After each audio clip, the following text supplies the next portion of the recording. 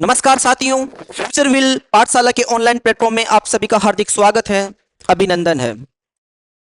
आज हम शुरुआत करने जा रहे हैं एसएससी पीवाईक्यू सीरीज, जिसमें हम जीके जीएस का पोर्शन कवर कर रहे होंगे। सबसे बड़ी बात यह है कि पीवाईक्यूज क्यों नेसेसरी है, तो इसका दो मायनों में उसका आंसर दिया जा सकता है कि पीवाईक्यूज किसी भी एग्जाम के पैटर्न को समझने के लिए कि उस एग्जाम के पेपर का पैटर्न कैसा है और एग्जाम का ट्रेंड कैसा चल रहा है, यानी कि क्वेश्चन पुटअप करने का ट्रेंड कैसा चल रहा है। इसलिए कहीं ना कहीं पीवाईक्यू सीरीज जो है वो इंपॉर्टेंट हो जाती है। इसके लिए हम लेकर आए हैं एसएससी पीवाईक्यू सीरीज, जिसका आज जो है हम सेट फर्स्ट शुरू कर रहे हैं। चलिए देखते हैं एसएससी पीवाईक्यूज सेट फर्स्ट का फर्स्ट क्वेश्चन जो है वो हिस्ट्री यानी कि मेनली एंशियंट हिस्ट्री से रिलेटेड है। ये क्वेश्चन जो है ये ध्यान दीजिएगा, यहाँ पर कहीं ना कहीं जो है हम बात कर रहे हैं प्री हिस्टोरिक पीरियड की। किसकी बात कर रहे होंगे? Pre historic period.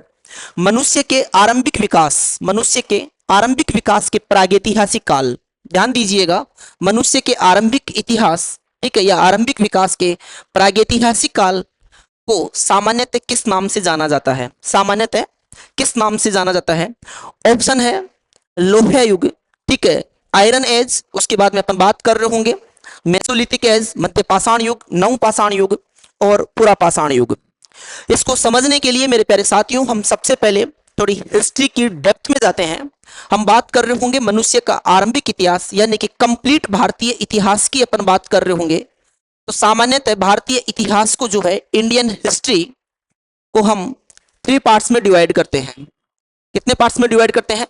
Three parts में डिवाइड करते हैं, जिसमें हम सबसे पहले बात करते हैं प्रागैतिहासिक काल की। किसकी बात करते हैं? प्रागैतिहासिक काल। प्रागैतिहासिक काल यानी कि प्री हिस्टोरिक एज, प्रागैतिहासिक काल। उसके बाद में अपन बात कर रहे होंगे, उसके बाद में हम ऐतिहासिक काल या प्रागैतिहासिक काल की बात कर रहे होंगे, ठीक है, प्राग ऐतिहासिक काल, प्रोटो हिस्टोरिक काल। और उसके बाद में अपन बात कर रहे होंगे ऐतिहासिक काल। किसकी बात कर रहे होंगे? ऐतिहासिक काल यानी कि हिस्टोरिक पीरियड। तो कंप्लीटली हम पूरे भारतीय इतिहास को कितने पार्ट्स में डिवाइड करते हैं? थ्री पार्ट्स में, जिसमें पहला है प्रागैतिहासिक काल यानी कि प्री हिस्टोरिक काल। क्या है? प्री हिस्टोरिक काल, प्री हिस्टोरिक एज। और उसके बाद में प्रागैतिहासिक यानी कि प्रोटो हिस्टोरिक। किसकी बात करते हैं? प्रोटो हिस्टोरिक और हिस्टोरिक। तो जब हम बात कर रहे होंगे प्रागैतिहासिक काल, तो प्रागैतिहासिक काल को हम टू पार्ट्स में डिवाइड कर रहे होते हैं। ध्यान देना मेरे प्यारे बच्चे, प्रागैतिहासिक काल की जब शुरुआत की बात करते हैं तो ये लगभग जो शुरुआत मानी जाती है वो आज से लगभग 20 लाख वर्ष पूर्व की मानी जाती है, ठीक है। और प्रागैतिहासिक काल जो है, इसमें इसकी मेन विशेषता थी, इस समय स्टोन का यूज होता था। यानी कि जिन चीजों का अभी हम कहीं ना कहीं आयरन या स्टील का यूज कर रहे होते हैं, उन सारी चीजों का उपकरणों के रूप में, इक्विपमेंट्स के रूप में हम किसका यूज करते हैं? स्टोन का। किसका यूज करते हैं? स्टोन का। तो इतना याद रखना कि प्रागैतिहासिक काल या प्री हिस्टोरिक एज में जो है, ठीक है, हम जो है इसको बोलते हैं स्टोन एज। क्या बोलते हैं इसको? Stone age. स्टोन एज क्यों बोलते हैं? ठीक है, स्टोन एज बोल दो, या हम इसको बोलते हैं पाषाण काल। क्या बोलते हैं? पाषाण काल। ठीक है, क्यों बोलते हैं? क्योंकि इस समय जितने भी उपकरण या इक्विपमेंट्स थे वो किसके यूज होते थे? स्टोन के। उसके बाद में इसमें हम इसका प्रागैतिहासिक काल, प्री हिस्टोरिक एज का नेक्स्ट जो पार्ट है वो हम बात कर रहे होंगे चेकोलिथिक, चालकोलिथिक एज। चालकोलिथिक एज का मतलब हिंदी में अपन बात कर रहे होंगे ताम्र पाषाण संस्कृति। किसकी बात कर रहे होंगे? ताम्र पाषाण संस्कृति की अपन बात कर रहे होंगे। यानी कि इसमें तांबे का प्रयोग भी होता था और पाषाण का प्रयोग भी होता था। तो अब तक इतना ध्यान रखना, प्रागैतिहासिक काल और प्रागैतिहासिक काल को कितने पार्ट्स में डिवाइड करते हैं, प्री हिस्टोरिक। अब ध्यान दीजिएगा, प्री हिस्टोरिक काल का पहला जो एज था वो कौन सा था, पाषाण काल। और पाषाण काल को जो है हम कुछ पार्ट्स में डिवाइड करते हैं, उसका पहला पार्ट जो है वो क्या है, पूरा पाषाण काल। कौन सा है भाई, पूरा पाषाण काल। उसके बाद में अपन बात कर रहे होंगे किसका, मध्य पाषाण काल। और एक जो है वो कौन सा है, नव पाषाण काल। इसका मतलब पाषाण काल किसके अंडर आ रहा है, प्रागैतिहासिक काल। और प्रागैतिहासिक काल का फर्स्ट काल जो है वो कौन सा है, पूरा पाषाण काल। उसके बाद में कौन सा आता है, मध्य पाषाण काल। कौन सा आता है, मध्य पाषाण काल, ठीक है। मेसोलिथिक एज, नव पाषाण काल, न्यू स्टोन एज या न्यूलिथिक एज की अपन बात कर रहे होंगे। तो इसका मतलब है शुरुआत मनुष्य का आरंभिक विकास कौन सी एज में हो रहा है, पूरा पाषाण काल में। कौन सी एज में हो रहा है, पूरा पाषाण काल में हो रहा है। नेक्स्ट क्वेश्चन है, नेक्स्ट यहां पर ध्यान दीजिएगा, हम बात कर रहे होंगे निम्नलिखित में से कौन सी वास्तु विशेषता संरचना। देखो यहां पर किसकी बात किया जा रहा है, आर्किटेक्चर की बात की जा रही है। किसकी बात की जा रही है, आर्किटेक्चर की बात की जा रही है, जो मोहनजोदड़ो के नगर दुर्ग का हिस्सा नहीं है। यानी कि यहां पर ऐसा बताया जा रहा है कि मोहनजोदड़ो के आर्किटेक्चर का कौन सा चीज हिस्सा नहीं है। और यहां पर हम किसको ध्यान दे रहे हैं, मोहनजोदड़ो की। किसकी बात कर रहे हैं, मोहनजोदड़ो की। तो यहां पर अपन देखते हैं, इसमें बता रहा है स्तंभ होल गोदाम की बात कर रहे होंगे, आवासीय भवनों की बात कर रहे होंगे, और विशाल आंगन की बात कर रहे होंगे। यहां पर ध्यान दीजिएगा, सिंधु घाटी सभ्यता की जब अपन बात करते हैं, किसकी, सिंधु घाटी सभ्यता, इंडस वैली सिविलाइजेशन, सिंधु घाटी सभ्यता या इंडस वैली सिविलाइजेशन जब अपन पढ़ते हैं, तो इंडस वैली सिविलाइजेशन में दो स्थान ऐसे हमारे को प्राप्त हुआ था, जिसमें पहला जो स्थान था वो कौन सा था, हड़प्पा। कौन सा स्थान था, हड़प्पा। और उसके बाद में जो है एक स्थान हमारे को यहां पर मिला था, मोहनजोदड़ो। कौन सा था, मोहनजोदड़ो। इस क्वेश्चन में मेनली फोकस किस पर किया जा रहा है, मोहनजोदड़ो पर। किस पर किया जा रहा है, मोहनजोदड़ो को। इसका मतलब मोहनजोदड़ो नामक स्थान जो है वो किसका पार्ट है, वो सिंधु घाटी सभ्यता या इंडस वैली सिविलाइजेशन का पार्ट है। तो मेरे प्यारे बच्चे ध्यान दीजिएगा, हम सामान्यतः सिंधु घाटी सभ्यता में जो आरंभिक स्थान जो प्राप्त हुआ था, आरंभिक स्थल जो प्राप्त हुआ था, वो कौन सा था, हड़प्पा। कौन सा था, हड़प्पा। उसके बाद में हमने जो है किसकी खोज किया था, मोहनजोदड़ो की। जब हम एक थोड़ी देर के लिए हम हड़प्पा की बात कर लेते हैं। इसकी खोज जो है कब की गई थी, 1921 में किया गया था। किसके द्वारा किया गया था, दयाराम साहनी। किसके द्वारा किया गया था, दयाराम साहनी। ये एग्जाम में कई बार पूछा जा सकता है कि हड़प्पा सभ्यता की खोज कब हुई थी और किसने की थी। तो इतना सा याद रख लेना, दयाराम साहनी 1921। जस्ट 1921 के बाद में देखो, दोनों याद रखना बहुत इजी है, क्योंकि 1921 और इसकी खोज की गई थी, इसकी का मतलब मोहनजोदड़ो। इसकी खोज कब की गई थी, इसकी खोज की जा रही है 1922। कब की जा रही है, 1922। तो याद रखना, ये किसके द्वारा की जा रही है, रखालदास बनर्जी। याद रखना भाई, रखालदास बनर्जी। मोहनजोदड़ो की खोज किसने की, रखालदास बनर्जी। ये सिंधु घाटी सभ्यता के दो स्थल, जिसको हम सामान्यतः हड़प्पा सिविलाइजेशन भी बोलते हैं, ठीक है। इसके दो स्थल हड़प्पा और मोहनजोदड़ो की बात कर रहे हैं।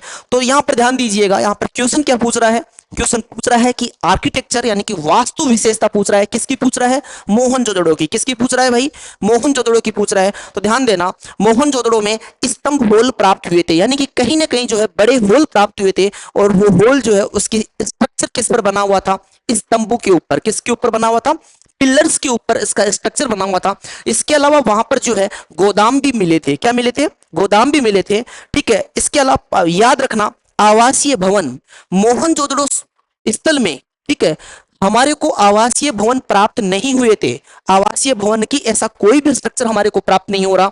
इसके अलावा विशाल आंगन, क्या, विशाल आंगन। और आप इसमें एक चीज और ऐड कर सकते हो कि विशाल मोहनजोदड़ो सिविलाइजेशन या मोहनजोदड़ो जो है वो किसके लिए फेमस था, विशाल स्नानागार के लिए। किसके लिए, विशाल स्नानागार के लिए। तो यहां पर क्वेश्चन क्या था कि मोहनजोदड़ो के नगर दुर्ग, ठीक है, का हिस्सा नहीं है। तो क्या हिस्सा नहीं था उसका, आवासीय भवन। तो इसका राइट आंसर क्या हो जाता है, सी। आवासीय भवन मोहनजोदड़ो सिविलाइजेशन में नहीं पाए जाते हैं।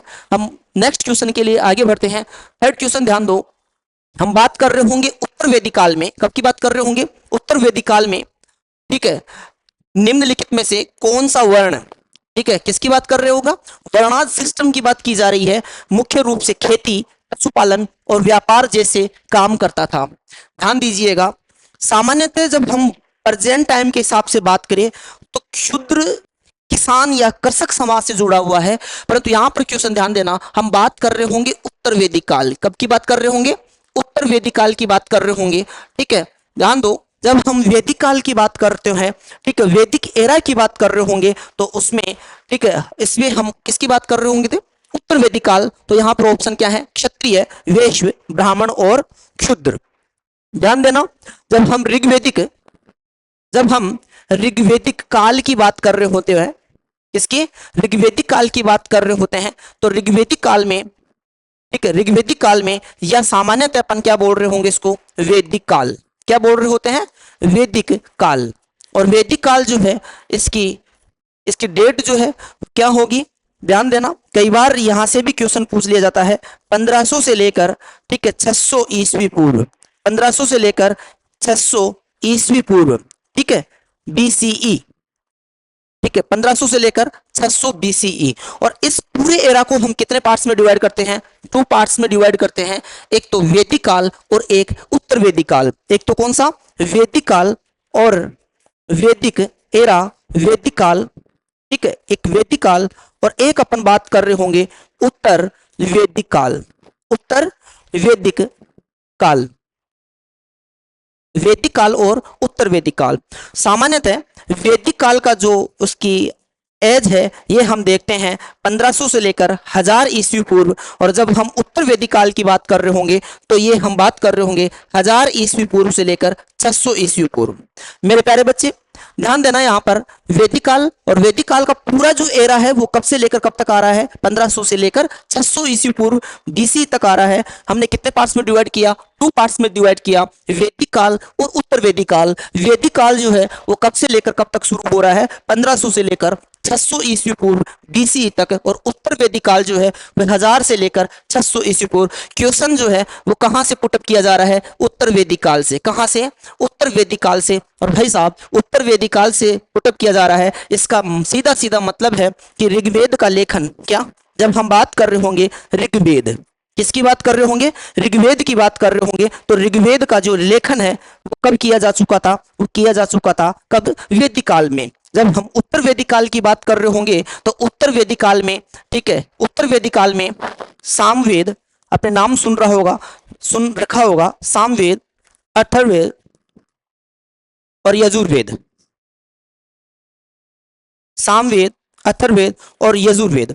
और सामवेद, अथर्ववेद और यजुर्वेद, इन ग्रंथों में जो है वर्णाद सिस्टम का प्रावधान किया गया है, उनका वर्णन मिलता है। कौन सिस्टम का, वर्ण व्यवस्था का वर्णन मिलता है, कौन से ग्रंथों के हिसाब से, जब हम अथर्ववेद की बात करते हैं। और याद रखना, अथर्ववेद, इनका लेखन जो है ये कब हो रहा है, उत्तर वैदिक काल में। कब हो रहा है, उत्तर वैदिक काल में हो रहा है, ठीक है। और इसमें किसका प्रावधान किया गया है, वर्ण व्यवस्था का। किसका, वर्ण व्यवस्था का। और जब हम वर्ण व्यवस्था की बात कर रहे होते हैं तो वर्ण व्यवस्था में फर्स्ट वर्ण पर कौन सा आएगा, ब्राह्मण आएगा। उसके बाद में हम बात कर रहे होंगे सेकंड नंबर पर, यानी कि समाज का जो सेकंड स्तर है, सबसे ऊपर ऊपर वाला समाज ब्राह्मण। उसके बाद में उनसे नीचे क्षत्रिय, जिसका काम जो है वो राजकाज के कार्यों को देखना होता था, और ब्राह्मण का काम जो है वो ज्ञान से संबंधित होता था। और वहीं अपन बात कर रहे होंगे वैश्य, किसकी, वैश्य की जो बात कर रहे होंगे तो वैश्य जो है ये उत्पादन, किसका कार्य करता था, वेसु में। आप एक पॉइंट याद रखना, उत्पादन और वितरण का कार्य, किसका काम करता था, प्रोडक्शन एंड डिस्ट्रीब्यूशन, उत्पादन और वितरण। यानी कि मैं ये कहना चाह रहा हूं कि वेश्व, क्या, वेश्व के 2 काम थे, एक तो क्या था, उत्पादन, और एक ये क्या करता था, वितरण। जब हम उत्पादन की बात करते हैं तो यहां पर देखो क्या बोला जा रहा है कि मुख्य रूप से खेती।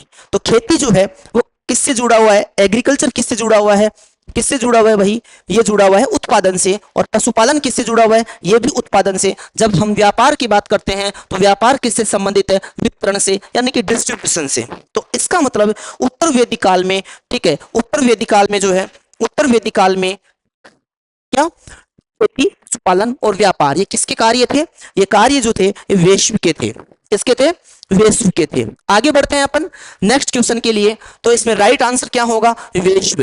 कौन क्या होगा भाई, वैश्व होगा। नेक्स्ट क्वेश्चन है छठी शताब्दी ईस्वी पूर्व। भाई साहब क्वेश्चन ध्यान देना, छठी शताब्दी ईस्वी पूर्व, इसका मतलब वैदिक काल खत्म हो गया।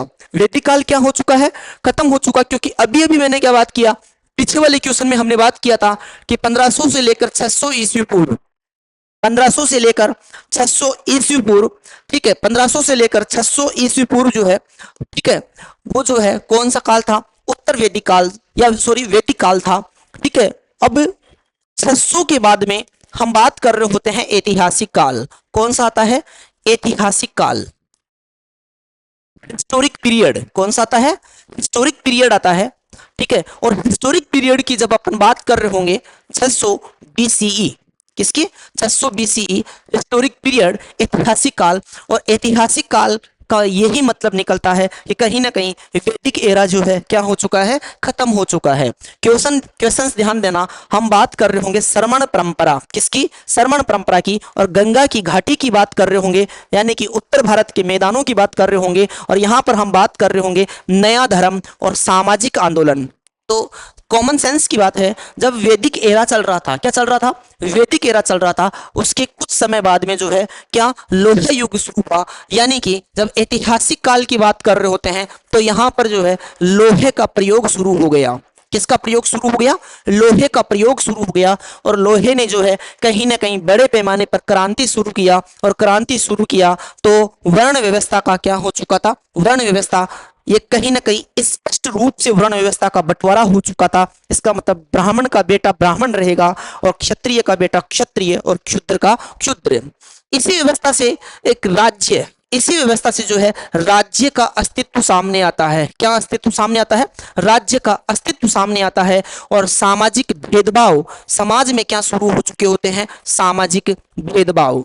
अब मेरे प्यारे बच्चे दोस्तों यहां पर ध्यान देना, जब आप ये कह रहे हो कि सामाजिक भेदभाव शुरू हो चुका है, तो सामाजिक भेदभाव को खत्म करने के लिए क्या शुरू होंगे, सामाजिक आंदोलन। क्या शुरू हो रहे होंगे भाई, सामाजिक आंदोलन शुरू होंगे। जब आप ये बोल रहे हो कि सामाजिक आंदोलन शुरू हो गए, तो सामाजिक आंदोलनों का नेतृत्व कौन कर रहा होगा, कोई ना कोई नया धर्म, कोई कौन शुरू कर रहा होगा इसका नेतृत्व, यानी कि सामाजिक आंदोलनों का नेतृत्व, सामाजिक आंदोलनों का नेतृत्व, सामाजिक आंदोलनों के नेतृत्व में नवीन धर्मों का उदय होने लगा। किसका उदय होने लगा, नवीन धर्मों का उदय। तो यहां से ध्यान दीजिएगा, यानी कि लोहे युग शुरू हो गया, लोहे का प्रयोग शुरू होने लगा। और लोहे का प्रयोग शुरू हो गया तो हम बात कर रहे होंगे महाजनपद काल की व्यवस्था की। कब की बात कर रहे होंगे, महाजनपद कालीन व्यवस्था की बात कर रहे होंगे। उसके बाद में मौर्य साम्राज्य की हम बात कर रहे होंगे। इसमें लोहे का प्रयोग, राज्य का अस्तित्व आ गया, सामाजिक भेदभाव शुरू हो गया। जब सामाजिक भेदभाव शुरू होता है तो उस भेदभाव को दूर करने के लिए सामाजिक आंदोलन शुरू होते हैं। और इन्हीं सामाजिक आंदोलनों का नेतृत्व कौन करते हैं, ठीक है, इनका नेतृत्व करने के लिए नवीन धर्मों का क्या होने लगा, उदय होने लगा। और इसी समय की बात है, यानी कि 600 वर्ष पूर्व दो धर्मों का उदय होता है। एक धर्म कौन सा था, बौद्ध, एक धर्म कौन सा था, बौद्ध। और एक जो है किसका उदय हुआ, जैनिज्म का, बौद्ध धर्म और जैन धर्म का उदय होता है। ठीक है, क्वेश्चन क्या पूछना चाह रहा है कि छठी शताब्दी ईस्वी पूर्व श्रमण परंपरा। यहां पर ध्यान देना, श्रमणा ट्रेडिशन, क्या श्रमणा ट्रेडिशन जो है, ठीक है। और हम कहां की बात कर रहे हैं, गंगा की घाटी। कहां की बात कर रहे हैं, गंगा की घाटी, यानी कि मेनली उत्तर प्रदेश, बिहार, मध्य प्रदेश का नॉर्थ वाला पार्ट, ये पूरा पार्ट जो है उत्तर भारत के मैदानों में ले सकते हैं। गंगा की घाटी वाला ये रीजन है। और यहाँ पर हम नया धर्म और सामाजिक आंदोलनों की बात कर रहे हैं। तो बौद्ध धर्म में एक परंपरा, ठीक है, बौद्ध धर्म का जब हम संस्थापक की बात करते हैं, इसके बारे में थोड़ी बात कर लेते हैं। जब संस्थापक की बात करते हैं तो वो कौन था, गौतम बुद्ध। कौन था, गौतम बुद्ध था।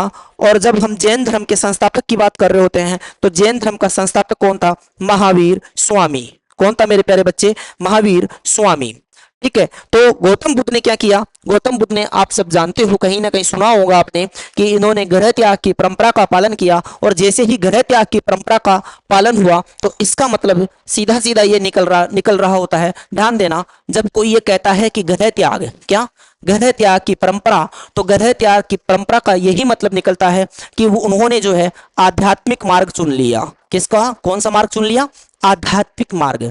तो गौतम बुद्ध ने क्या किया, आध्यात्मिक साधना, क्या क्या शुरू किया, आध्यात्मिक साधना। जब हम बात कर रहे होते हैं आध्यात्मिक साधना, स्पिरिचुअल की बात कर रहे होते हैं, तो इसमें कई चीजें शामिल हो जाती है। जिसमें हम बात कर रहे होते हैं तप, तप की बात कर रहे होते हैं, जिसमें हम ध्यान की बात कर रहे होते हैं, मेडिटेशन की बात कर रहे होते हैं, जिसमें हम किसकी बात कर रहे होते हैं, साधना। किसकी बात कर रहे होते हैं, साधना की बात कर रहे होते हैं। तो ध्यान देना, जब हम बात कर रहे होते हैं किसकी, आध्यात्मिक, किसकी, श्रमण परंपरा की, तो गृह त्याग का सीधा सीधा मतलब ये निकलता है कि उन्होंने जो है आध्यात्मिक साधना का, आध्यात्मिक साधना की बात की जा रही है। और आध्यात्मिक साधना में क्या शामिल हो रहा है, तप, ध्यान, ठीक है, तप, ध्यान और तप और ध्यान साधना के साथ ही हम किसकी बात कर रहे होंगे, मोक्ष की। किसकी बात कर रहे होंगे, मोक्ष यानी कि लिबरेशन की अपन बात कर रहे होंगे।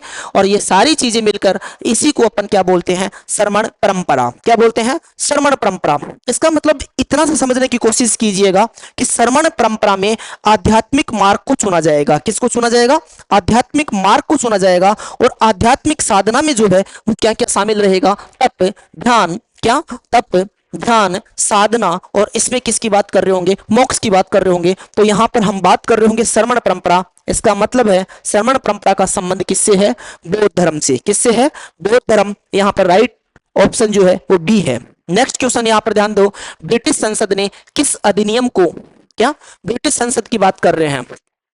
ये क्वेश्चन एसएससी के द्वारा पुटअप किया जा रहा है, कहां से, ठीक है, मॉडर्न इंडिया से। जब ब्रिटिशर्स का आगमन हो गया, अब ब्रिटिशर्स का आगमन हो गया, यहां पर ईस्ट इंडिया कंपनी शासन कर रही है। भारत में कौन सी कंपनी शासन कर रही है, अंग्रेजों की तरफ से ईस्ट इंडिया कंपनी। तो ईस्ट इंडिया कंपनी को रेगुलेट करने के लिए, क्या, ईस्ट इंडिया कंपनी को रेगुलेट करने के लिए वो सबसे पहले लेके आ रही है रेगुलेटिंग एक्ट। क्वेश्चन ध्यान से समझना, सबसे पहले क्वेश्चन ध्यान दो, ब्रिटिश संसद के किस अधिनियम को, ब्रिटिश संसद के किस अधिनियम यानी कि किस एक्ट को, ठीक है, ईस्ट इंडिया कंपनी अधिनियम 1973 के नाम से, ईस्ट इंडिया कंपनी अधिनियम 1973 के नाम से जाना जाता था। ठीक है, which act of the British Parliament was also known as the East India Company Act 1793। Option है रेगुलेटिंग एक्ट, भारत सरकार अधिनियम, ठीक है, उसके बाद अपन बात कर रहे होंगे भारतीय परिषद अधिनियम 1793 और चार्टर अधिनियम 1793। सबसे पहले हम मेनली बात कर लेते हैं रेगुलेटिंग एक्ट की। किसकी बात कर रहे होंगे, रेगुलेटिंग एक्ट, ठीक है, रेगुलेटिंग एक्ट। और जब रेगुलेटिंग एक्ट की बात कर रहे होते हैं तो ये कब आ रहा है, ये 73, कब, 73। उसके बाद में हम कहीं ना कहीं देखो यहां पर मेन क्वेश्चन का फोकस है, वो पूछना चाह रहा है इसका राइट ऑप्शन क्या होगा, चार्टर अधिनियम। क्या होगा इसका, चार्टर अधिनियम। तो हम यहां पर बात कर रहे होंगे चार्टर अधिनियम की, चार्टर अधिनियम। ठीक है, सबसे पहले ये मान के चलते हैं कि चार्टर अधिनियम होता क्या है, चार्टर अधिनियम होता क्या है, चार्टर अधिनियम। ठीक है, चार्टर अधिनियम, चार्टर अधिनियम जो है ये क्या करती थी, ब्रिटिश पार्लियामेंट जो है वो कंपनी को, किसको, कंपनी के जो कार्य होते थे उनको रेगुलेट करने के लिए, क्या करने के लिए, रेगुलेट करने के लिए। Company, east India company India में काम कर रही है और ब्रिटिशर्स जो है, ब्रिटिश पार्लियामेंट कहां पर, ब्रिटेन में। ठीक है, तो पार्लियामेंट जो है यहां पर ईस्ट इंडिया कंपनी के जो ट्रेड होता था उसको क्या करना चाहती थी, रेगुलेट करना चाहती थी। इसके लिए वहां से एक एक्ट पास होता था, वहां का मतलब ब्रिटिश पार्लियामेंट से एक्ट पास होता था, उसको क्या नाम दिया गया, चार्टर एक्ट। क्या नाम दिया गया, चार्टर एक्ट। तो पहला चार्टर एक्ट कब आ रहा है, तो ध्यान देना, जब हम फर्स्ट चार्टर एक्ट की बात कर रहे होंगे, फर्स्ट चार्टर एक्ट, तो फर्स्ट चार्टर एक्ट कब आ रहा है, 1793। कब आ रहा है, 1793। उसके बाद में जब हम बात कर रहे होंगे सेकंड चार्टर एक्ट, किसकी बात कर रहे होंगे, सेकंड चार्टर एक्ट। तो सेकंड चार्टर एक्ट जो है वो कब आ रहा है भाई, 1813 में। कब आ रहा है, 1813। उसके बाद एक चार्टर एक्ट और आ रहा है, थर्ड चार्टर एक्ट। तो थर्ड चार्टर एक्ट कब आ रहा है, 1833। ध्यान दीजिएगा मेरे प्यारे बच्चे, चार्टर एक्ट को याद करने का सबसे बेहतरीन तरीका यह है कि ये सारे के सारे एक्ट जो है वो ब्रिटिश गवर्नमेंट जो है या ब्रिटिश पार्लियामेंट जो पास कर रही है 20 वर्ष के अंतराल में। कब पास कर रही है, 20 वर्ष के अंतराल में। तो देखो 1793 में पहला चार्टर एक्ट, उसके बाद में 1813 में दूसरा चार्टर एक्ट, उसके बाद में 1833 में तीसरा चार्टर एक्ट, उसके बाद में लास्ट चार्टर एक्ट। कई बार यहां से क्वेश्चन पूछा जाता है कि अंतिम चार्टर एक्ट, क्या, अंतिम चार्टर एक्ट कब आया था, 1853 में। 1853 1853। ठीक है, हम थ्योरी क्लास में इनकी डिटेल से चर्चा कर रहे होंगे। अभी इतना जान लीजिएगा कि चार्टर एक्ट कितने आ रहे हैं, 4 चार्टर एक्ट आ रहे हैं। कब आ रहा है, 1793, 1793, उसके बाद में 20 वर्ष का गैप आ रहा है 1813, उसके बाद में 1833, 1853। यहां पर इतना सा ध्यान रखना, जब हम फर्स्ट चार्टर एक्ट की बात कर रहे होंगे तो यहां पर ये चार्टर एक्ट कौन सा है, फर्स्ट चार्टर एक्ट है। कौन सा है, फर्स्ट चार्टर एक्ट है, जिसमें कंपनी क्या करती है, ध्यान देना, जिसमें ब्रिटिश पार्लियामेंट, क्या, जिसमें ब्रिटिश पार्लियामेंट क्या करती है, ईस्ट इंडिया कंपनी की, क्या, ईस्ट इंडिया कंपनी की जो मोनोपोली थी, क्या थी, मोनोपोली, एकाधिकार, व्यापार करने का एकाधिकार।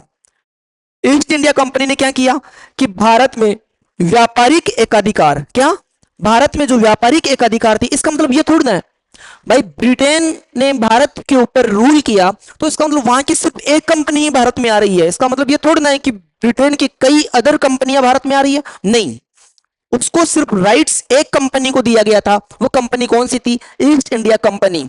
और इस एक्ट के तहत, चार्टर एक्ट 1793, इसके तहत क्या किया गया, कंपनी ने, ठीक है, या ब्रिटिश पार्लियामेंट ने कंपनी के व्यापारिक एकाधिकार को 20 वर्षों के लिए बढ़ा दिया था। कितने वर्षों के लिए बढ़ा दिया था, 20 वर्षों के लिए। तो कई बार क्वेश्चन ये पूछा जाता है कि कौन से अधिनियम के तहत ब्रिटिश पार्लियामेंट ने जो है ईस्ट इंडिया कंपनी के व्यापारिक एकाधिकार को कितने 20 वर्षों के लिए बढ़ा दिया था। तो कौन से एक्ट के तहत, चार्टर एक्ट 1793।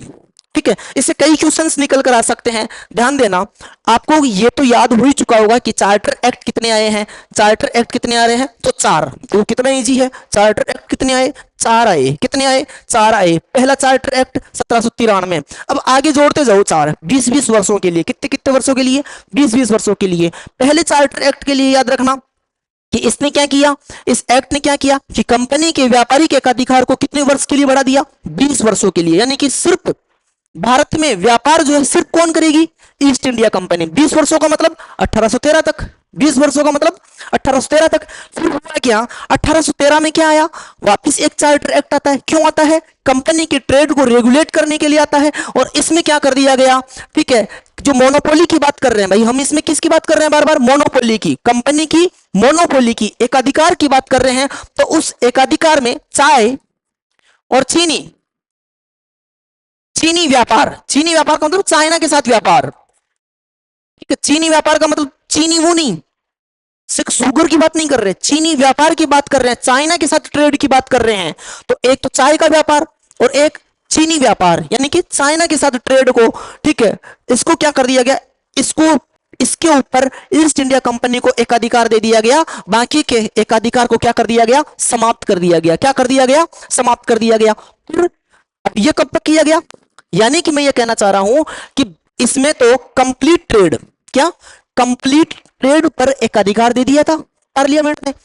दूसरे चार्टर एक्ट में क्या किया, उन्होंने कहा कि भैया आप और किसी भी चीज के ऊपर आपकी मोनोपोली नहीं होगी, आपका एकाधिकार नहीं होगा। आप सिर्फ व्यापार किस किस का कर सकते हो, चाय का, और किसके, चीन के साथ व्यापार। किसके साथ व्यापार, चीन यानी कि चाइना के साथ व्यापार कर सकते हो। इसमें आपको आपकी दूसरी कंपनी प्रतिस्पर्धा नहीं होगी, यानी कि सिर्फ आप व्यापार करोगे। और उसके बाद में चार्टर एक्ट तीसरे के तहत क्या कर दिया गया, पूरी की पूरी मोनोपोली को समाप्त कर दिया गया। यानी कि कंपनी के एकाधिकार को क्या कर दिया गया, एकाधिकार को समाप्त कर दिया गया।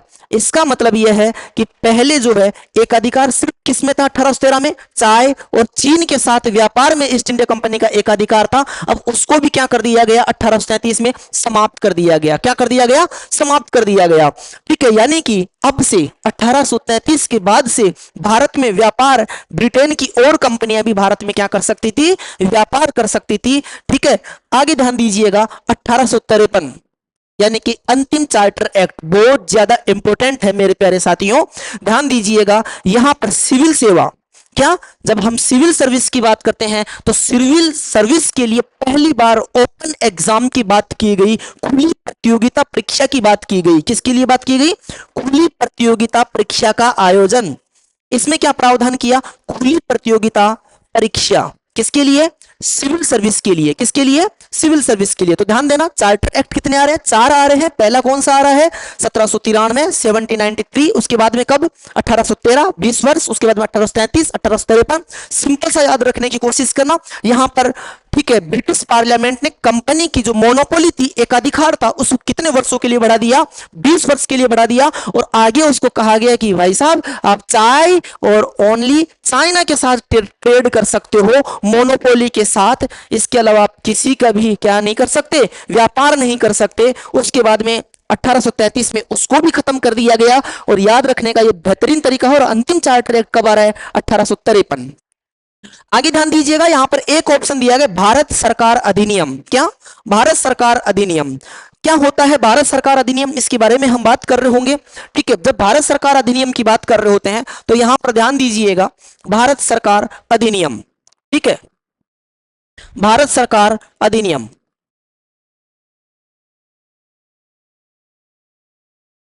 इंडियन गवर्नमेंट, किसकी बात कर रहे होंगे? इंडियन गवर्नमेंट एक्ट, भारत सरकार अधिनियम। भारत सरकार अधिनियम जो है ये किसके लिए? ये कहीं ना कहीं गवर्नमेंट के रेगुलेशंस को कंट्रोल करने के लिए आ रहा है। और गवर्नमेंट के रेगुलेशन को कंट्रोल करने के लिए ये 2 एक्ट पूछे जा रहे हैं। पहला जो वो एक्ट आ रहा है वो कब आ रहा है? 1919। और उसके साथ एक पूछा जा, एक जो भारत सरकार अधिनियम, ये 2 आए थे, 1919 और 1935। उसके बाद में हम बात कर रहे होंगे भारत परिषद अधिनियम। क्वेश्चन में एक ऑप्शन में दिया हुआ है, यहां पर ध्यान दीजिएगा, भारत परिषद अधिनियम। क्या? भारत परिषद अधिनियम। तो भारत परिषद अधिनियम की शुरुआत कब हो रही है? 1909 की। कब हो रही है? 1909 में, ठीक है। क्वेश्चन क्या बोल रहा है? ब्रिटिश संसद किस अधिनियम के तहत ईस्ट इंडिया कंपनी अधिनियम 1793, ठीक है, 1793। तो 1793 इनमें से कौन आ रहा है? चार्टर एक्ट आ रहा है। क्या आ रहा है? Charter act. तो ये तो कब के हैं? ये तो 1919, 1909 या 1935 भारत सरकार अधिनियम।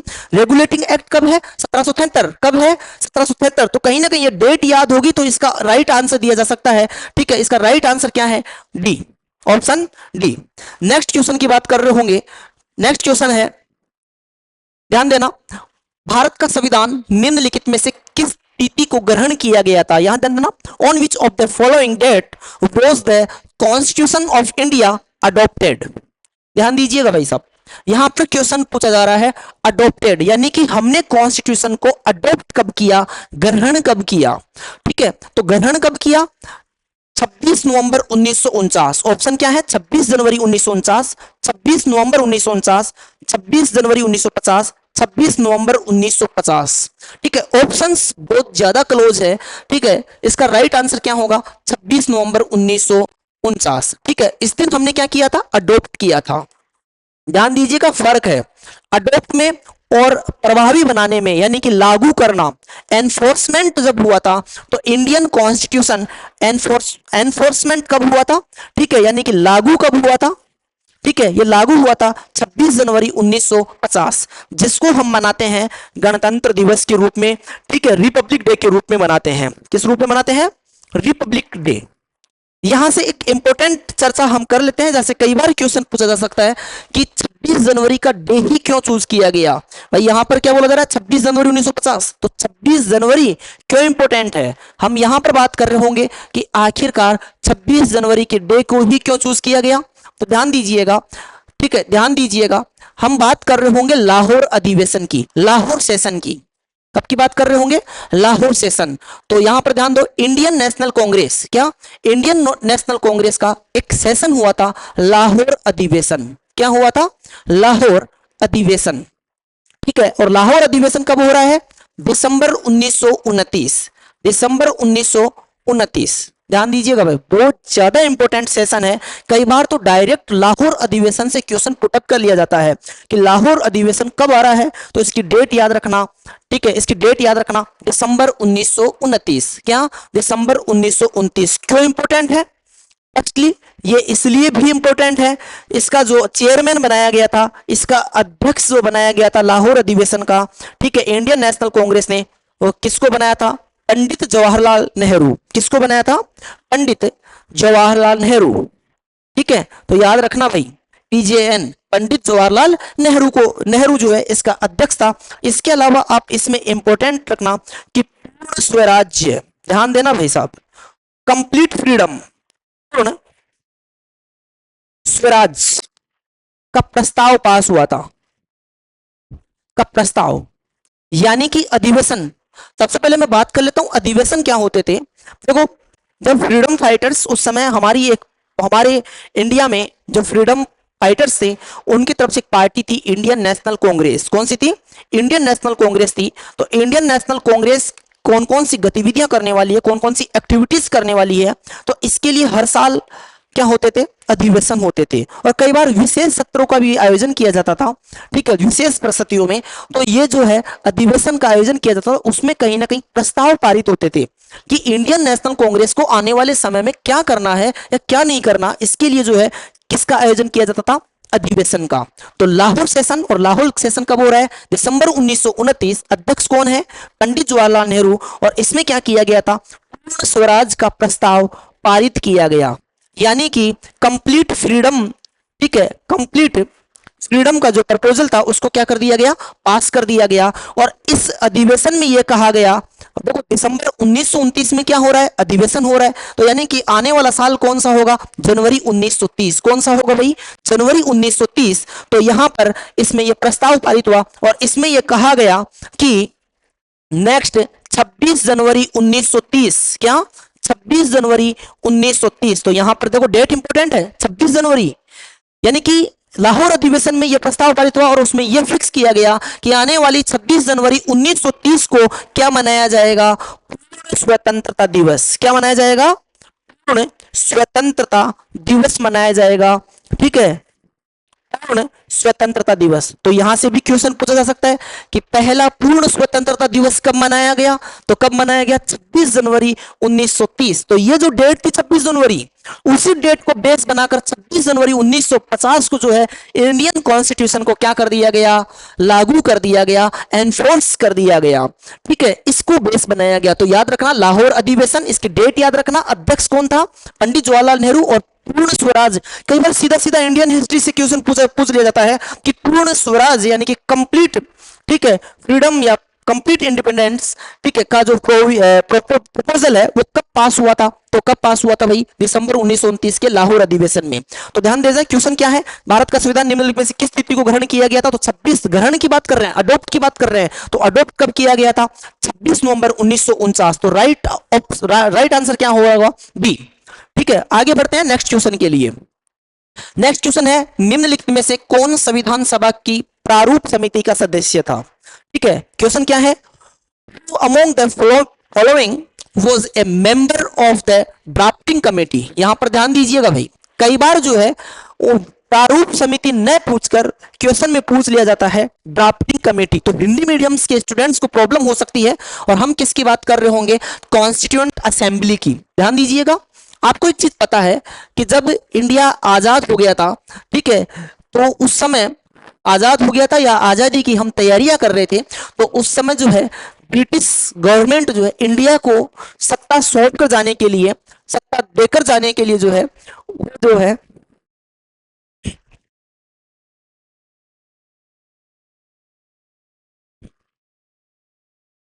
हमने कॉन्स्टिट्यूशन बनाने के लिए किसका गठन किया? कॉन्स्टिट्यूएंट असेंबली का। किसका किया? कॉन्स्टिट्यूएंट असेंबली का, संविधान सभा का। तो मान लो ये क्या है? संविधान सभा। संविधान सभा, यहां पर ध्यान दो भाई, जब संविधान सभा की हम बात कर रहे होते हैं तो संविधान सभा के जो प्रारूप थे, संविधान सभा के प्रारूप प्रारूप यानी कि कौन कौन से प्रस्ताव पास होंगे, कौन से प्रस्ताव नहीं पास किए जाएंगे, तो प्रारूप कौन तैयार करता था? प्रारूप तैयार कौन करता था? Drafting committee. यानी कि संविधान सभा के लिए प्रारूप तैयार करने का काम किसका था? ड्राफ्टिंग कमेटी का। किसका था? ड्राफ्टिंग कमेटी का। ठीक है, और ड्राफ्टिंग कमेटी की जो सदस्य थे वो टोटल कितने थे? 7 सदस्य। कितने सदस्य थे? 7 सदस्य। ड्राफ्टिंग कमेटी के, याद रखना मेरे प्यारे बच्चे, ड्राफ्टिंग कमेटी का, प्रारूप समिति का काम क्या था कि वह संविधान को, संविधान सभा के लिए क्या तैयार करती थी? प्रारूप। क्या तैयार करती थी? प्रारूप तैयार करती थी। और इसके कुल सदस्य, तो कई बार यहां से भी क्वेश्चन पूछा जा सकता है, कुल सदस्य, कुल सदस्य कितने थे? 7। कुल की बात कर रहे हैं, जिसमें एक तो कौन हो गया? चेयरमैन, और कुछ क्या हो गए? सदस्य। तो इसको भी अपन जो है दो पार्ट्स में बांट देते हैं, सदस्य, सदस्य और एक क्या? चेयरमैन। चेयरमैन यानी कि अध्यक्ष। तो संविधान सभा की प्रारूप समिति के अध्यक्ष कौन था? डॉक्टर भीमराव अंबेडकर। कौन थे भाई? डॉक्टर भीमराव अंबेडकर जी। ठीक है, इसलिए हम इनको क्या बोल देते हैं? सामान्यतः संविधान के जनक भी बोल देते हैं। अब यहां पर मेन प्रॉब्लम होती है विद्यार्थियों को कि संविधान सभा के सदस्य कौन कौन थे, इनको याद करने में, इनको क्या करने में? याद करने में। तो एक बात बताइए, गीता कहीं ना कहीं हिंदू धर्म के लिए गीता काम करती है, उनके कॉन्स्टिट्यूशन का रूप में काम करती है, उनका मार्गदर्शन यानी कि उनको जीवन को मार्गदर्शित करने का काम कौन करती है? गीता। और हम बार बार कहते हैं कि गीता में श्री कृष्ण ने कहा, तो इसका मतलब गीता का ड्राफ्ट कौन तैयार कर रहा है? प्रारूप कौन तैयार कर रहा है? श्री कृष्ण। कौन कर रहा है? श्री कृष्ण। और हमारी प्रारूप समिति यानी कि कॉन्स्टिट्यूशन का प्रारूप तैयार कौन कर रहा है? कौन कर रहा है? तो उसमें भी कृष्ण से संबंधित ही नाम है, सारे के सारे सदस्य किससे संबंधित थे? कृष्ण भगवान से संबंधित नाम थे। तो एक अपन बात कर रहे होंगे कृष्णा स्वामी, कृष्णा स्वामी अय्यर। तो कृष्ण यहां पर नाम किसका आ गया? कृष्ण का। इसके बाद में कृष्ण भगवान को अपन क्या बोलते हैं? गोपाल। क्या बोलते हैं भाई? गोपाल। तो इसमें अपन बात कर रहे होंगे गोपाला स्वामी अयंगर। ठीक है, गोपाला स्वामी अयंगर की अपन बात कर रहे होंगे। उसके बाद में कृष्ण भगवान का प्रोनाउंसिएशन जो है, अन्य नाम जो है वो क्या क्या हो सकता है? देखो, कन्हैया लाल, हम कई बार उनको क्या बोल देते हैं? कन्हैया भी बोल देते हैं। बोलते हैं कि नहीं बोलते हैं? बोलते हैं कन्हैया। क्या बोलते हैं? कन्हैया। तो एक नाम था कन्हैया लाल मुंशी, यानी कि आपने नाम सुना होगा के एम मुंशी, इनकी शॉर्ट फॉर्म आती है के एम मुंशी। तो एक नाम क्या याद रखोगे? कृष्णा स्वामी अय्यर। एक क्या याद रखोगे? गोपाला स्वामी अयंगर। क्या याद रखोगे? गोपाला स्वामी अयंगर। ठीक है, एक नाम क्या याद रखोगे? कन्हैया लाल, के एम मुंशी। क्या याद रखोगे? के एम मुंशी। और आपको यह भी पता है कि श्री कृष्ण भगवान जो है, कृष्ण भगवान के भाई का नाम क्या था? बलराम। क्या नाम था? बलराम। तो बलराम से आप देखो, बलराम, हम बलराम को शॉर्ट में क्या लिखते हैं? B L. क्या लिखते हैं? B L. तो यहां पर जो है एक था B L Mittal, B L Mittal. ठीक है, इसके अलावा एक व्यक्ति जो थे वो कौन था भाई? सादुल्ला, मोहम्मद सादुल्ला, झाड़ूला नहीं, सादुल्ला। ठीक है, मोहम्मद सादुल्ला। ठीक है, सादुल्ला को झाड़ूला मत बोल देना। ठीक है, तो झाड़ूला से वैसे भी याद कर सकते हो, सादुल्ला को किससे याद रखोगे? झाड़ूला से। किससे? झाड़ूला से। तो देखो भाई, संविधान सभा की ड्राफ्टिंग कमेटी के जो 6 सदस्य थे, 6 सदस्य में से यहां पर ध्यान देना। ठीक है, ये हो गए भाई। आगे ध्यान दो, कृष्णा स्वामी अय्यर कौन था? कृष्ण भगवान से है, प्रोनाउंसिएशन किससे है? कृष्ण भगवान से। उसके बाद में गोपाला स्वामी अयंगर। एक कौन था? के एम मुंशी, कन्हैया लाल। एक कौन है? B L Mittal. और एक कौन है? मोहम्मद सादुल्ला। कौन है? मोहम्मद सादुल्ला। और एक व्यक्ति थे डीपी खेतान। एक व्यक्ति कौन थे? डीपी खेतान। तो ये हो गए, ठीक है, कितने? 6 मेंबर हो गए किसके? संविधान सभा के सदस्य। याद कैसे करोगे? कृष्ण भगवान से। किससे याद करोगे? कृष्ण भगवान से। तो कृष्ण भगवान को क्या बोलते हैं? कृष्ण बोलते हैं, कृष्ण बोलते हैं, कन्हैया बोलते हैं, गोपाल बोलते हैं, और इनका एक भाई कौन है? बलराम। क्या नाम है? बलराम। अब बलराम जो है, बलराम तो उनका भाई था, कृष्ण भगवान थोड़ी ना हुआ। तो बाद में जो है एक चीज याद रखना, जब हम बीएल मित्तल की बात करते हैं, बलराम की बात करते हैं, तो इनकी क्या हो गई थी? मृत्यु।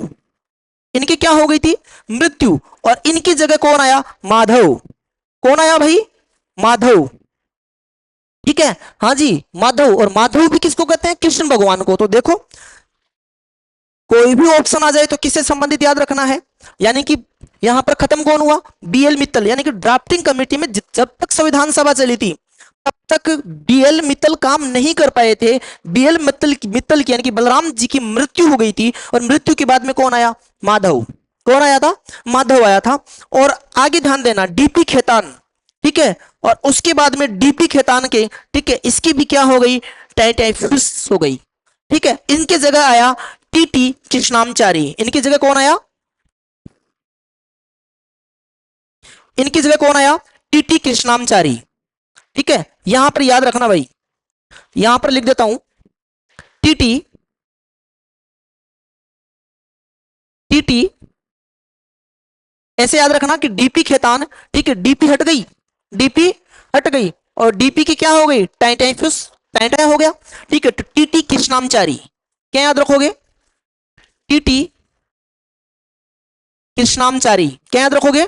टीटी कृष्णामचारी। तो दो की मृत्यु हो गई, बीएल मित्तल की मृत्यु हो गई, और इनकी जगह कौन आ गया? माधवाचार्य आ गया, माधव आ गया, ठीक है। और डीपी खेतान की मृत्यु हो गई, डीपी हट गई, और डीपी की जगह कौन आया? टीटी। कौन आया? टीटी। तो देखो इजी है, यानी कि संविधान सभा, जब हम संविधान सभा की प्रारूप समिति की बात कर रहे होते हैं, तो प्रारूप समिति में, ठीक है, कितने सदस्य? टोटल 7 सदस्य थे। एक चेयरमैन, अध्यक्ष कौन था? डॉक्टर भीमराव अंबेडकर, जिसको हम संविधान सभा का जनक भी कहते हैं। और जब जब हम 6 सदस्यों की बात कर रहे होते हैं, तो 6 सदस्यों, ठीक है, 6 सदस्यों में से टोटल जो है वो किसके ऊपर बेस है? श्री कृष्ण, कृष्ण भगवान के ऊपर बेस है। तो क्या याद रखोगे? कृष्ण, गोपाल याद रख लेना, माधव याद रख लेना, कन्हैया याद रख लेना, ये सारे ये चीजें आप याद रख सकते हो। आगे ध्यान दीजिएगा, ठीक है। नेक्स्ट, नेक्स्ट क्वेश्चन क्या है? भारतीय संविधान के किस भाग में, ध्यान दो भाई साहब, भारतीय संविधान के किस भाग में जो है संघीय कार्यपालिका का प्रावधान है? किसका प्रावधान है? संघीय कार्यपालिका का प्रावधान है। ऑप्शन है भाग 5, भाग 3, भाग 6 और भाग 4। तो अपन किसकी बात कर रहे होंगे? संघीय कार्यपालिका की बात कर रहे होंगे, फेडरल एग्जीक्यूटिव की बात कर रहे होंगे। कार्यपालिका, और वो कार्यपालिका कौन सी? राज्य कार्यपालिका नहीं, संघीय कार्यपालिका। इसके लिए हम बात कर रहे होते हैं संविधान के भाग 1। किसकी बात कर रहे होंगे? संविधान के भाग 1। अब आपको पता है संविधान का भाग 1 क्या कहते हैं? संघ एवं राज्य क्षेत्र। किससे संबंधित है ये? संघ एवं राज्य क्षेत्र, राज्य क्षेत्र, यूनियन एंड इट्स टेरिटरी। क्या है? यूनियन एंड इट्स टेरिटरी, ठीक है। इसमें अनुच्छेद कितने से लेकर कितने तक आता है? अनुच्छेद 1 से लेकर 4 तक। क्या? अनुच्छेद 1 से लेकर 4। उसके बाद में आप देखो, हम बात कर रहे होंगे भाग 2, संविधान का भाग 2। और संविधान का भाग 2 का संबंध जो है वो किससे है? सिटीजनशिप से, नागरिकता से। किससे है भाई? नागरिकता से। संविधान के भाग 2 का संबंध किससे है? नागरिकता से है। और नागरिकता का जब हम अनुच्छेद की बात कर रहे होते हैं, आर्टिकल की बात कर रहे होते हैं, तो ये आर्टिकल अनुच्छेद 5 से, क्या? अनुच्छेद 5 से लेकर अनुच्छेद 11 तक। याद रखना मेरे प्यारे बच्चे, जब हम किसकी भाग 1 की बात करते हैं, तो भाग 1 का शीर्षक यानी कि इसका संबंध किससे है? संघ एवं राज्य क्षेत्र से, यानी कि जितने भी भारत के राज्य है, यूनियन टेरिटरीज है, ठीक है, उसका संबंध है। और इसमें अनुच्छेद कितने से लेकर कितने तक है? अनुच्छेद 1 से लेकर 4 तक। और भाग 2 का संबंध किससे है? नागरिकता से। अनुच्छेद कितने से लेकर कितने तक है? अनुच्छेद 5 से लेकर 11। उसके बाद में हम बात कर रहे होंगे भाग 3, संविधान का भाग 3। संविधान का भाग 3 की जब हम बात कर रहे होंगे, तो इसमें हम सामान्यतः किसको लेते हैं? फंडामेंटल राइट्स, मूल अधिकार। क्या? मूल अधिकारों की बात कर रहे होते हैं। और मूल अधिकारों के आर्टिकल तो आप सब जानते हो, ये कहीं ना कहीं बहुत ज्यादा इंपॉर्टेंट हो जाते हैं, फंडामेंटल राइट्स। तो यहां पर अनुच्छेद 11 तक तो क्या आ गया था? अनुच्छेद 11 तक नागरिकता आ गया। तो अनुच्छेद 12, क्या? अनुच्छेद 12 से लेकर अनुच्छेद 35, अनुच्छेद 12 से लेकर अनुच्छेद 35 तक किसका प्रावधान किया गया है? मूल अधिकारों का प्रावधान किया गया है। उसके बाद में हम बात कर रहे होंगे भाग 4, संविधान का भाग 4। और संविधान का भाग 4 का संबंध किससे है? नीति निर्देशक तत्व। मेरे प्यारे बच्चे, किससे है? नीति निर्देशक तत्व, ठीक है, नीति निर्देशक तत्व, डीपीएसपी, ठीक है, नीति निर्देशक तत्व। और नीति निर्देशक तत्व का अनुच्छेद जरूर याद रखना, अनुच्छेद 36 से लेकर 51 तक। अनुच्छेद 36 से लेकर 51 तक। उसके बाद में यहां पर ध्यान दो, संविधान का भाग 5, संविधान का भाग 5, ठीक है। जब आप भाग 4 याद करते हो, तो भाग 4 के साथ हमारे को पढ़ना जरूरी हो जाता है संविधान का भाग 4A। 4 1 बोल दो, 4A बोल दो, ठीक है। तो इसमें जो है, इसमें कौन से प्रोविजन, आपने नाम सुना होगा फंडामेंटल ड्यूटीज, मूल कर्तव्य। इसमें क्या शामिल किए गए, मूल कर्तव्य। और इंपॉर्टेंट यह है कि इनको कब ऐड किया गया, 42वां कॉन्स्टिट्यूशन अमेंडमेंट, 42 कॉन्स्टिट्यूशन अमेंडमेंट 1976, ठीक है, 1976 में ऐड किया गया था। इसका मतलब संविधान का भाग 4 या ए जो है ये कब ऐड किया गया है, 42वें संविधान संशोधन 1976 में ऐड किया गया है। और इसमें मूल कर्तव्य क्या क्या जोड़ा गया, इसमें मूल कर्तव्य जोड़ा गया। और मूल कर्तव्यों की संख्या और याद रखना कितनी है, 11। उसके बाद में हम बात कर रहे होंगे संविधान का भाग 5, किसकी बात कर रहे होंगे, संविधान का भाग 5। अब देखियो भाई साहब, संविधान के जब भाग 5 की बात कर रहे होते हैं तो संविधान के भाग 5 का संबंध जो है वो किससे है, यूनियन से। ये किसकी बात करता है, यूनियन की बात करता है, संघ की बात करता है, ठीक है। और इसमें जो है, अब हमने क्या बोला, हमने कहा कि नीति निर्देशक तत्व जो है वो 36 से लेकर 51 तक है, 36 से लेकर 51 तक है। तो ये कितने होना चाहिए, अनुच्छेद 52 से लेकर 151। याद रखने का तरीका देख लो, ठीक है। ये एंड किस पर हो रहा था, 51 पर। कितने पर एंड हो रहा है, 51 पर एंड हो रहा है। और शुरुआत से 51 पर एंड होगा तो शुरुआत कहां से होगी, 52 से होगी, 52 से होगी। और एंड कहां पर हो रहा है, वापस 51 से, वापस 51 से। उसके बाद में यहां पर ध्यान दो, भाग 6 किसकी बात कर रहे होंगे हम, भाग 6, संविधान का भाग 6। इसका संबंध किससे है, स्टेट से, राज्यों से। किससे है, राज्य से है, ठीक है। और इसमें अनुच्छेद किससे आएगा, 151 पर खत्म हो रहा है, तो इसकी हम बात कर रहे होंगे अनुच्छेद 152 से लेकर अनुच्छेद 237, अनुच्छेद 237 तक खत्म होते हैं क्या, क्या स्टेट का प्रोविजन। क्वेश्चन क्या पूछ रहा था, क्वेश्चन पूछ रहा है कि संघीय कार्यपालिका, तो यूनियन का प्रोविजन, तो संघ किसकी बात कर रहा है, भाग 5। संघ का प्रावधान किसमें है, भाग 5 में। तो यहां पर राइट ऑप्शन क्या हो जाएगा, ए। राइट ऑप्शन क्या हो जाएगा, ए, क्योंकि भाग 3 का संबंध किससे है, फंडामेंटल राइट्स, ठीक है। इसके अलावा 6 का संबंध किससे है, भाग 3 का संबंध फंडामेंटल राइट्स। यहां पर कौन सा है, भाग 4, फंडामेंटल राइट्स के आफ्टर क्या आएगा, बीपीएसपी आ रहा होगा। और यहां पर जो है भाग 6 यानी कि स्टेट गवर्नमेंट, अनुच्छेद 152 से लेकर 237 तक। Thank you. एसएससी पीवाईक्यूज इस सीरीज में, ठीक है, उम्मीद है आप सभी को बहुत ज्यादा पसंद आया होगा। हमारे चैनल को सब्सक्राइब कीजिए, ठीक है, लाइक कीजिए और ज्यादा से ज्यादा लोगों तक शेयर करने की कोशिश कीजिए ताकि इसका फायदा सभी को मिले। और मैंने कोशिश ये किया है कि जिस पीवाईक्यूज का सॉल्यूशन दिया है तो इसके साथ कई पीवाईक्यूज आप और सोल्व कर सको, क्योंकि पैटर्न बेस सेम कॉपी तो क्वेश्चन आने से रहा, कहीं ना कहीं पैटर्न को फॉलो कर रहा होगा, तो हम उस पैटर्न के बेस को हम क्या कर रहे हैं, फॉलो कर रहे हैं। आज की क्लास यही समाप्त करते हैं। Thank you so much.